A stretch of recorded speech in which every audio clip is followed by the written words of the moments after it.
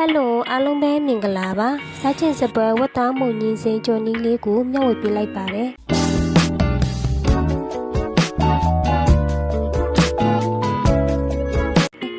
ပထမဦးဆုံးဝတ်သားပြောင်းကော်မှုပဲငံပြရဲ့အကြီးတစုနန်းစီတို့ကိုနေထားလိုက်ပါမုံညင်းစိန်ရဲ့ဝတ်သားရဲ့ကျက်သူဖြူပါယေစုလာလီစားစီအနေငယ်ထည့်ပြီးမုံညင်းစိန်ကိုခဏပြုတ်ပေးလိုက်ပါမုံညင်းစိန်အနေငယ်နူးလာလီဆက်ထုတ်ထားလိုက်ပါ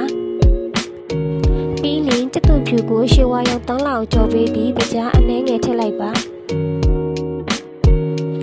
ဝတ်သားကိုမီအေးအေးနဲ့9မိနစ်လောက်ကြော်ပေးပါ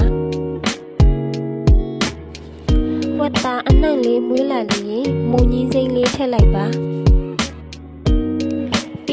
ခယူးစီသမင်းစားစုတစုထပ်ပြီးခဏမွေပေးလိုက်ပါစားချစ်စပွဲဝတ်သားမုံညင်းစိမ့်လေးရပါပြီရှင်